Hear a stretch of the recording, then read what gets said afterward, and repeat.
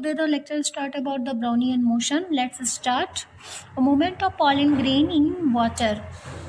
Pollen grain क्या है? Brownian motion समझने से पहले हमें पॉलन ग्रेन के बारे में जानना है. पॉलन ग्रेन क्या है? फ्लावर में दो पार्ट्स होते हैं, female part, male part. Male part को हम स्टेमन कहते हैं. तो पॉलन ग्रेन स्टेमन के टॉप पार्ट पे प्रेजेंट होते हैं और टॉप पार्ट को हम क्या कहते हैं? एंथर. मीन्स पॉलन ग्रेन कहाँ प्रेजेंट होते हैं? एंथर पे प्रेजेंट होते हैं. और ये एंथर कहाँ पाया जाता है? स्टेमन के टॉप पार्ट पे. और पॉलन ग्रेन को हम फ्लावर के रिप्रोडक्टिव यूनिट्स के भी नाम से जानते हैं, पॉलन ग्रेन. ठीक है, अब चलिए स्टार्ट करते हैं. Robert Brown suspended pollen grain, some pollen grain in water. Robert Brown ने कुछ पॉलन ग्रेन्स को उन्होंने लिया था और उन्होंने वाटर में सस्पेंड कर दिया था. माइक्रोस्कोप के हेल्प से देखने के बाद उन्होंने ये ऑब्जर्व किया कि जो पॉलन ग्रेन पार्टिकल हैं वो पूरे वाटर में रैपिडली तरीके से क्या कर रहे हैं? मूवमेंट कर रहे हैं. और उन्होंने ये भी ऑब्जर्व किया जो पॉलन ग्रेन थे वो वाटर पार्टिकल के द्वारा हिट हो जा रहे थे. जैसे कि उन्होंने एक पार्टिकल को उन्होंने ऑब्जर्व किया तो उन्होंने ये देखा ये पार्टिकल पॉलन ग्रेन का पार्टिकल है. तो पॉलन ग्रेन के एक पार्टिकल को उन्होंने जब ऑब्जर्व किया तो उन्होंने देखा ये पार्टिकल यहाँ से यहाँ पे चला जा रहा है, फिर इसका डायरेक्शन चेंज होकर यहाँ पे आ जा रहा है और फिर यहाँ पे आ गया, फिर ऐसे करके ये पार्टिकल क्या कर रहा है? मूवमेंट कर रहा है वाटर में. तो उन्होंने ये कहा कि जो पॉलन ग्रेन पार्टिकल हैं वो पूरे होल वाटर में जिगजैग टाइप के चाहे इरेगुलर वे में क्या कर रहे हैं? मूवमेंट कर रहे हैं.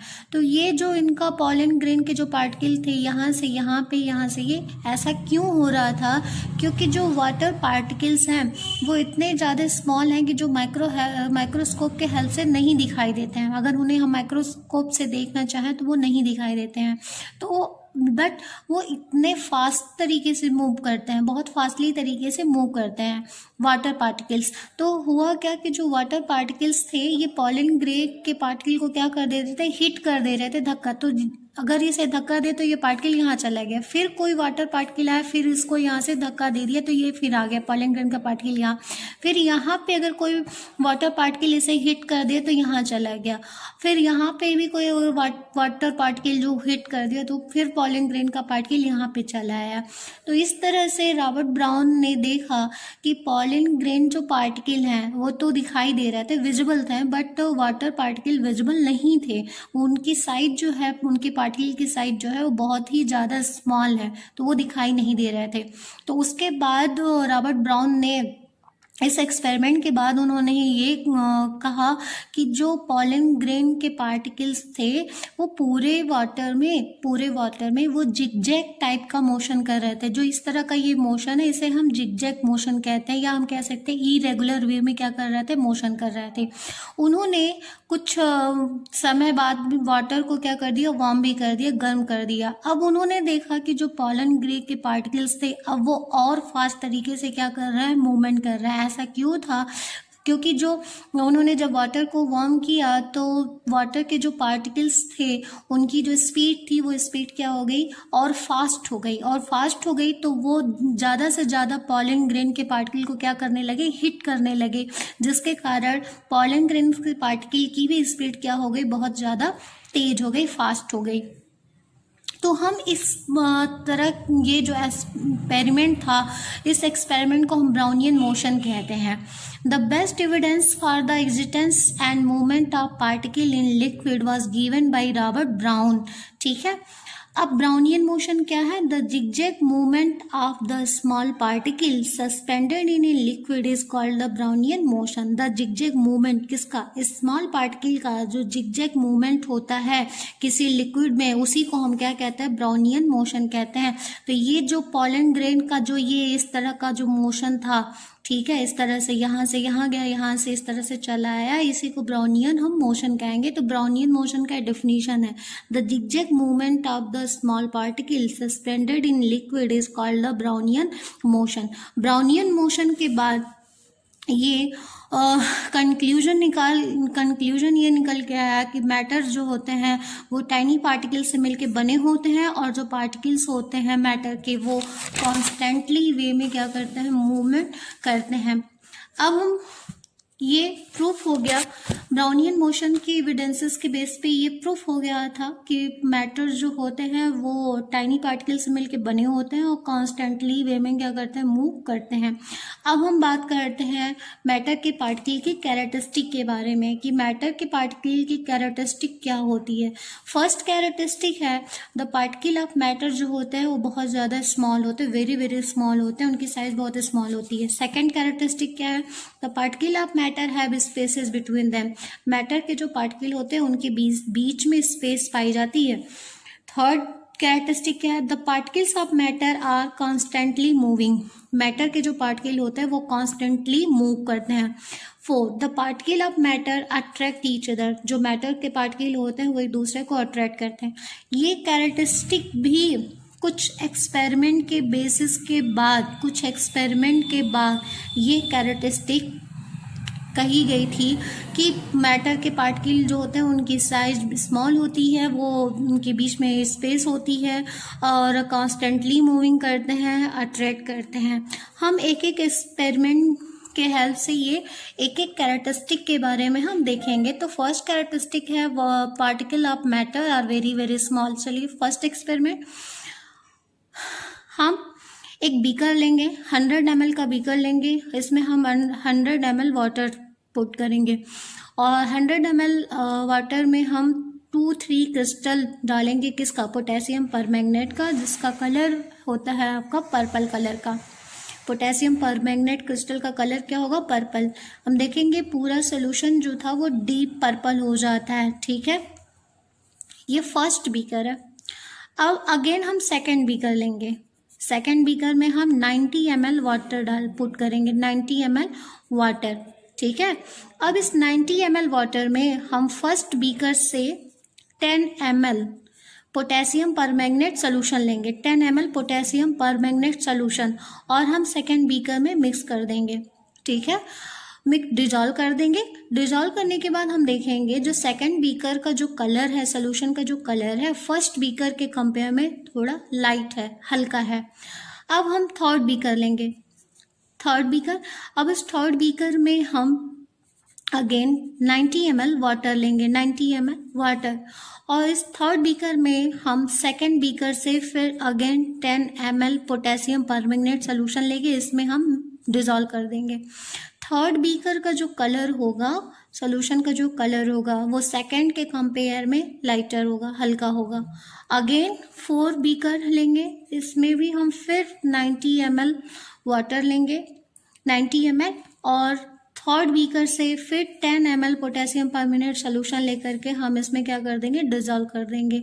और फिर इसे ऑब्जर्व करेंगे तो फोर्थ बीकर का जो कलर होगा सोल्यूशन का, वो थर्ड वाले से क्या होगा, आपका हल्का होगा। अब हम फिफ्थ बीकर लेंगे, फिफ्थ बीकर, ठीक है। अब इसमें भी हम अगेन 90 ml वाटर लेंगे, 90 ml वाटर, और 4 बीकर से हम 10 ml पोटेशियम परमैंगनेट सोल्यूशन लेकर के इसमें हम क्या कर देंगे, डिजॉल्व कर देंगे। अब ये और भी ज़्यादा हल्का हो गया, लाइटर हो गया। तो ये जो एक्सपेरिमेंट हमने किया, ये 5 टाइम्स हम इस तरह से हमने किया। तो हम इस क्या ऑब्जर्व करते हैं, हम ये ऑब्जर्व करते हैं कि जैसे जैसे हम पोटेशियम परमैंगनेट सोल्यूशन को डाइल्यूट करते जाते हैं, सोल्यूशन का जो कलर होता है वो हल्का होता चला जाता है। बट एक चीज़ यहाँ पे हम ये भी ऑब्जर्व किए कि जो वाटर का कलर जो होता है वो स्टिल रहता है। जैसे कि हम डाइल्यूट करते चले जाते हैं तो डाइल्यूट करने से कलर तो डिसअपीयर हो जाना चाहिए, लेकिन ऐसा नहीं होता है। वाटर का अगर हम देखते हैं, कलर जो देखते हैं, हमें कलर दिखाई देता है, कलरलेस नहीं हमें दिखाई देता, कलर दिखाई देता है। तो इससे हम ये कंक्लूजन निकालते हैं कि जो पोटेशियम परमैंगनेट क्रिस्टल थे, जब वो वाटर में हम उन्हें डिजॉल्व किए तो वो स्मॉल पार्टिकल्स में क्या हो गया, डिवाइड हो गया। मीन्स कि potassium permanganate crystal millions particle से मिलके बने होते हैं। इसलिए जैसे जैसे हम उन्हें डाइल्यूट करते गए वो पार्टिकल सोल्यूशन वाटर में क्या होते चले गए, ट्रांसफर होते चले गए। इस 5 times we get a very dilute solution of potassium permanganate in a water, but the water is still colored. Means water का जो कलर होता है स्टिल रहता है, ऐसे ही रहता है, वाटर कलरलेस नहीं होता, वो हमें कलर दिखाई देता है। तो हम फर्स्ट कैरेक्टरिस्टिक को यहाँ पे प्रूफ करते हैं, the particles of matter are very very. Second characteristic of matter, particle of matter have spaces between them. तो हम इसे भी हम एक एक्सपेरिमेंट के हेल्प से ये देख लेंगे। हम यहाँ पे एक बीकर लेंगे, बीकर में 100 ml वाटर लेंगे, फिर उस 100 ml वाटर में हम 50 ग्राम शुगर इसमें पुट करेंगे। और यहाँ पे बीकर में हमने मार्क किया है वाटर के लेवल को देखने के लिए। अब यहाँ पे हम एक ग्लास रॉड के हेल्प से वाटर को हम यहाँ पे स्टेरिंग करेंगे, मीन्स कि शुगर जो हो वो डिजॉल्व हो जाए। यहाँ पे शुगर जो है डिज़ोल्व हो गया और हमें शुगर सोल्यूशन मिल गया है। और यहाँ पे जो हमने लेवल लगाया था, हम ये देखते हैं कि शुगर के डिज़ोल्व होने के बाद जो वाटर का लेवल होता है वो आपका बढ़ता नहीं है, ऐसे ही रहता है। तो इसका मतलब क्या हो गया कि आखिर शुगर डिज़ोल्व हो गया, तो शुगर के पार्टिकल्स गए तो कहाँ गए, क्योंकि वाटर का लेवल तो बढ़ा नहीं। तो हम उसके बाद ये कंक्लूजन निकालते हैं कि जो मैटर के पार्टिकल्स होते हैं उनके बीच में स्पेस होता है, मीन्स कि जो वाटर के पार्टिकल थे उनके बीच में जहाँ जहाँ स्पेस थी, खाली जगह थी, उस खाली जगह में शुगर के पार्टिकल वहाँ पे क्या हो गए, ऑक्यूपाई हो गए। ठीक है, सपोज ये वाटर के पार्टिकल्स हैं, वाटर के पार्टिकल के बीच में स्पेस होगी, खाली जगह होगी, तो वहाँ पे क्या आ गया, शुगर के पार्टिकल्स आ गए। इस तरह से वाटर का जो लेवल था वो बढ़ा नहीं, क्योंकि उनके बीच में खाली स्पेसेस थी जहाँ पे शुगर के पार्टिकल क्या हो गए, आपके ऑक्यूपाई हो गए। अब हम थर्ड कैरेक्टरिस्टिक की बात करते हैं। तो इस तरह से सेकंड कैरेक्टरिस्टिक हम प्रूव कर सकते हैं, the particle of matter have spaces between them. इस तरह से हम बता सकते हैं कि मैटर के पार्टिकल के बीच में क्या पाया जाता है, स्पेस पाई जाती है। थर्ड है, the particle of matter are constantly moving. Matter के पार्टिकल जो होते हैं वो कॉन्स्टेंटली मूविंग करते हैं। थर्ड एक्सपेरिमेंट के हेल्प से देखेंगे, एक बीकर यहाँ लेंगे, इसमें भी हम वाटर पुट करेंगे और इस वाटर में हम स्मॉल या 2 या 3 क्रिस्टल हम इसमें डिज़ोल्व करेंगे कॉपर सल्फेट का। ठीक है, कॉपर सल्फेट के 2-3 क्रिस्टल हम इसमें वाटर में पुट करेंगे। देखेंगे कुछ देर के बाद जो वाटर है, कॉपर सल्फेट क्रिस्टल का जो कलर है ब्लू, वो ब्लू कलर जो है कुछ देर के बाद हमें दिखाई देगा कि हमें वाटर में पूरी तरह से डिजॉल्व होते हुए दिखाई देगा, मीन्स कि जो वाटर का कलर होगा वो पूरी तरह से हमें ब्लू दिखाई देगा। अब कुछ देर के बाद देखेंगे कि पूरे वाटर में हमें ब्लू कलर ही दिखाई दे रहा है, मतलब हमें ब्लू कलर का सोल्यूशन अब हमें दिखाई दे रहा। ब्लू कलर का सोल्यूशन किसका, कॉपर सल्फेट का। ठीक है, तो इससे ये हुआ कि जो कॉपर सल्फेट क्रिस्टल हमने वाटर में पुट किया था वो ब्रेक हो जाते हैं, और ब्रेक होने के बाद वो पार्टिकल जो होते हैं वो अपवर्ड की तरफ मूव करने लगते हैं, और वाटर के जो पार्टिकल होते हैं वो डाउनवर्ड की तरफ मूव करते हैं।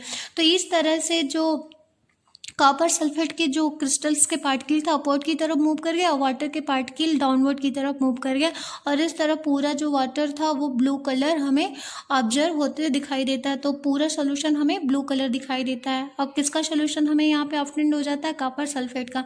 तो इस तरह से हम ये प्रूफ करते हैं the particle of matter are constantly moving. अब हम फोर्थ कैरेक्टरिस्टिक की बात करते हैं, particle of matter attract each other.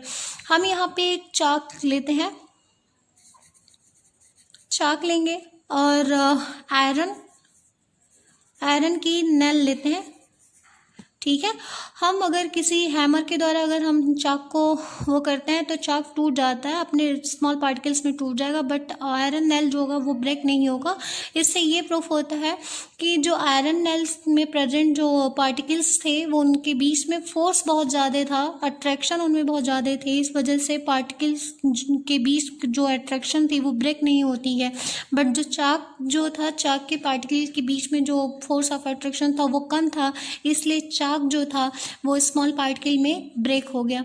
तो इस तरह से हम 4 कैरेक्टरिस्टिक बेस्ड एक्सपेरिमेंट को हमने देख लिया, और ये भी हम प्रूफ कर दिए कि पार्टिकल ऑफ मैटर जो होते हैं वो वे स्मॉल साइज के बने होते हैं, और पार्टिकल ऑफ मैटर के बीच में क्या होता है, स्पेस होता है। मैटर्स के पार्टिकल जो होते हैं वो कॉन्स्टेंटली मूविंग करते हैं, मैटर के पार्टिकल जो होते हैं वो क्या करते हैं, अट्रैक्ट करते हैं। नेक्स्ट लेक्चर में हम सॉलिड लिक्विड गैस के बारे में देखेंगे। स्टूडेंट, अगर आपको मेरा वीडियो अच्छा लगा है तो आप मुझे सब्सक्राइब कर दीजिए और मेरे वीडियो को लाइक कर दीजिए।